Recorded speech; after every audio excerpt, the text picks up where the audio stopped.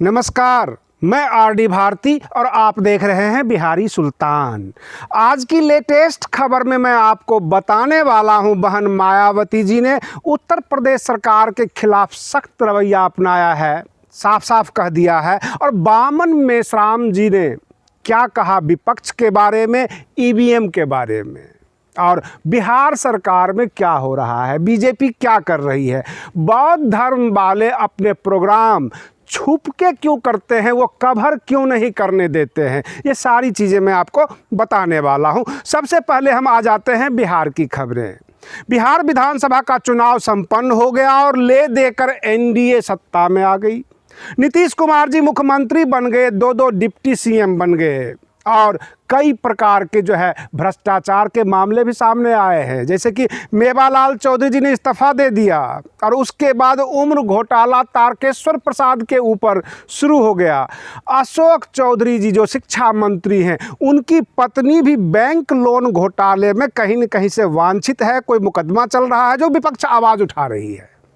अब रही बात ये विधानसभा अध्यक्ष का मामला, स्पीकर का मामला, तो बीजेपी पहले नंद किशोर यादव जी को आगे किया और इस तरह से सोच रही थी बीजेपी की विधानसभा अध्यक्ष हम नॉमिनेट कर लेंगे, परंतु एकाएक उनके पास इन्फॉर्मेशन आया कि जो अपर कास्ट है, जो सवर्ण है, उनको आपने कोई जगह नहीं दी। यानी पिछड़ा वर्ग से मुख्यमंत्री नीतीश कुमार आते हैं, दो अति पिछड़ा आपने डिप्टी सीएम बना दिया, सवर्ण को कौन सी जगह दी। और रही बात ये खास करके भूमिहार, राजपूत, ब्राह्मण मंत्रालय भी मिला है, राजपूत को भी मंत्रालय मिला है, भूमिहार को ना कोई अच्छा खासा मंत्रालय मिला है और सबके सब खफा हैं। और इस खफा की खबर को सुनकर बीजेपी सख्ते में आ गई और आनन फानन में रातों रात नंद किशोर यादव जी का नाम हटाकर विजय सिन्हा जो लखीसराय से विधायक हैं और भूमिहार समाज से हैं, उनके नाम के ऊपर बातें शुरू हो गई है और उन्हें स्पीकर पद के लिए नॉमिनेट किया जाएगा। अगर आरजेडी ने भी अपना कैंडिडेट दे दिया तो फिर चुनाव होगा, देखा जाएगा यह कि पूर्ण बहुमत किसके पास है। अब रही बात ये, बिहार विधानसभा चुनाव के बाद जिस तरह से सरकार बनी है, कमज़ोर सरकार है, हर जगह समस्याएं हैं। और महुआ विधायक यानी महुआ विधानसभा के विधायक ने तो साफ साफ कह दिया कि होली से पहले हम तेजस्वी यादव जी को मुख्यमंत्री बना लेंगे।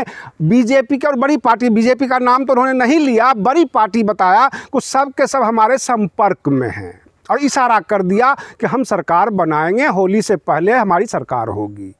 अब हम आपको बता देते हैं, बहन मायावती जी ने उत्तर प्रदेश में जो जहरीली शराब से मौत हुई है उसके ऊपर सख्त रवैया अपनाया है। सरकार को सख्त लहजे में कह दिया कि इसके ऊपर पूरी कार्रवाई होनी चाहिए। हम आपकी जांच को सही ठहरा रहे हैं, आपने जांच किया, परंतु कार्रवाई होनी चाहिए और आगे से ये घटना की पुनरावृत्ति नहीं होनी चाहिए। बामन मेश्राम साहब ने जो कहा है कि ईवीएम में तो गड़बड़ी होती है, परंतु विपक्ष जो है जोरदार तरीके से बीजेपी के खिलाफ आवाज़ नहीं उठाती।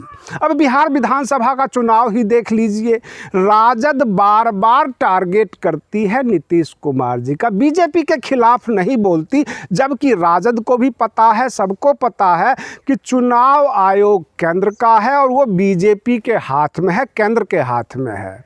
तो फिर राजद बीजेपी के खिलाफ क्यों नहीं बोलती, बार बार नीतीश कुमार के खिलाफ क्यों बोलती। और बामन मेश्राम साहब का कहना यह भी था कि अगर नीतीश कुमार इसमें कुछ करते तो उनकी 43 सीट क्यों आती, क्योंकि अपराधी का अपराध देखने से पहले यह भी देखा जाता है कि जो अपराधी है वह कितना फ़ायदा लिया। तो नीतीश कुमार जी 43 सीट पर सिमट गए।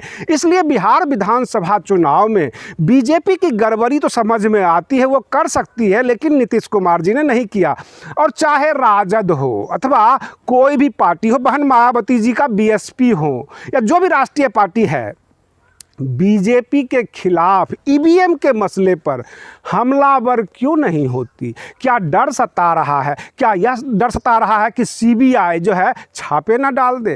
राजद के मामले में उन्होंने साफ साफ कह दिया कि राजद इस डर से बीजेपी के खिलाफ नहीं बोलती ताकि आगे लालू प्रसाद का जो है जमानत की याचिका लगी हुई है, और अगर ज़्यादा हमलावर होगी तो बीजेपी जमानत की याचिका को खारिज करवा देगी। इस तरह से बामन मेश्राम जी ने साफ साफ क्लियर कर दिया कि विपक्ष कहीं न कहीं से डरी हुई है। अब रही बात ये कि देश भर में हर जगह देखते हैं सभी अलग अलग धर्म वाले हर्षोल्लास से अपना प्रोग्राम करते हैं, जागरूकता प्रोग्राम भी करते हैं, अपने धर्म का फैलाव करते हैं, प्रवचन करते हैं। लेकिन जहाँ जहाँ बौद्ध धर्म की बातें होती है, जब हम कवर करने वहाँ पर पहुँचते हैं तो बौद्ध धर्म वाले बचते हुए क्यों नज़र आते हैं और हमें खुलकर आगे नहीं बोलते? कहीं ये डर तो नहीं, शासन का डर, सत्ता का डर, या किस चीज़ का डर है? आप भी ये समझते होंगे, आप हमें कमेंट करके ज़रूर बताएं, क्योंकि ये हाईलाइटेड नहीं करते अपने प्रोग्राम को।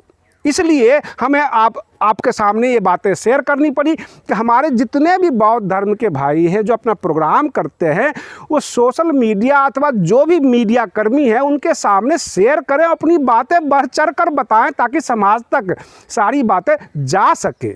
बिहार सरकार में एक समस्या और आई है। विपक्ष ने शपथ ग्रहण तो कर लिया, सभी विधायक जो है शपथ ग्रहण में शामिल हो गए और अपने अपने पद और गोपनीयता की शपथ ले ली, परंतु तेजस्वी यादव जी का यह कहना है कि चुनाव से पूर्व हमने वादे किए थे कि 10 लाख युवाओं को नौकरी देंगे पहली कलम से, पहली कैबिनेट में, परंतु हम जो है सत्ता में नहीं आ सके।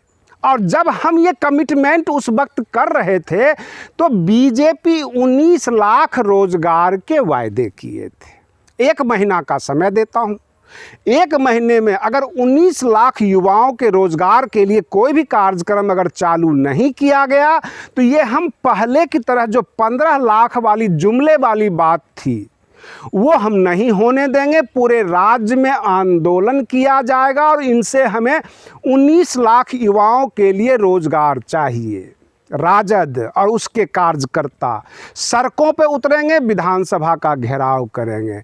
आप यकीन कीजिए कि अब की बार जो बिहार विधानसभा जो है उसमें विपक्ष कमज़ोर नहीं है और सत्ता पक्ष इतनी बहुमत में नहीं है कि 2-4 विधायक इधर उधर हो जाएं तो सरकार बची रह जाएगी। कहने का तात्पर्य यह है कि पक्ष और विपक्ष दोनों लबालब की स्थिति में है। आप कह सकते हैं कि बिहार में पूर्ण लोकतंत्र है। अब रही बात ये, हमने जो अपने सर्वे में देखा है, जो पाया है कि पोल तो गड़े हुए हैं, जो बिजली की बातें मैं कर रहा हूँ, लेकिन उस पर तार नहीं है, यानी लाइट की व्यवस्था नहीं हुई है, केवल खंभे गाड़ दिए गए हैं। और राजद हर छोटे बड़े मुद्दे को इतना हाईलाइट कर रही है और लोगों के बीच जा रही है। ये 19 लाख का रोजगार जो युवाओं के लिए कहा गया था, ये छोड़ने वाली नहीं है। राजद ने पूरी तैयारी कर ली है कि बिल्कुल सड़क पर उतरेंगे और बिल्कुल आंदोलन करके युवाओं को रोजगार दिलाएंगे, इनको पीछे भागने नहीं देंगे।